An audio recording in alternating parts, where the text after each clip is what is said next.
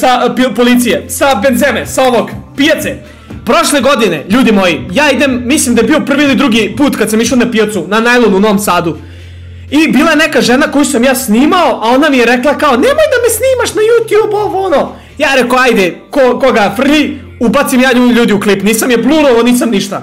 I okej, ljudi moji, izađe taj klip, ta žena koja je rekla da neće da bude na YouTube, ja sam ipak nju ubacio, niti sam blurovo facu, ništa. Lajkite brzo stream, još 100 lajkova! I ljudi moji, šta se dešava? Ja posle nedelju dve dolazim ponovo na pijacu i ništa, snimam klip, sve sprnja, ide dobro, ono, čisto sve. I u jednom trenutku, brate moj, prilazi meni neki lik, pa isto visine, možda malo više od mene. Inače, ljudi, ja sam 2,5 metra, on je 3 metra bio. Šalim se malo. Znači, prilazi mi lik i unosi mi se u facu, brate. Evo, kunem se, to bilo. To je bilo kad sam snimao ono zlatan iPhone, ko se sjeća tog klipa, brate, to je prošle godine bilo. Ljudi, ček da pustim neko, crni džip, mama, crni džip. Lajk, 2000 lajka za koliko? Samo pitam za koliko? Za koliko 2000 lajka? I da, ljudi moji, i ja na pijaci, brate, nemojte stati na 2000 lajkova, samo to da kažem, nemojte da stanete na 2000 lajkova. Sad ćemo krenuti Omi TV. I prilazi meni lik i unosi mi se u facu.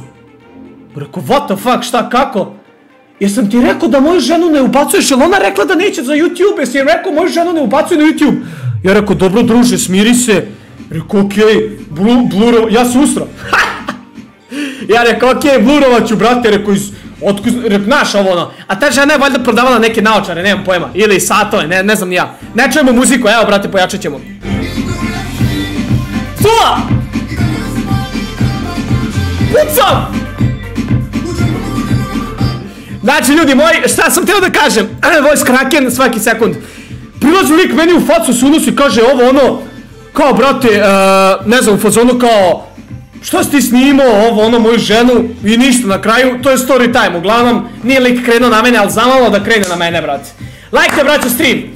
Džip, puca glas kao petarde, da, brate, ja ne znam šta je ovo. Moderator, radite svoj posao, dobro, ne.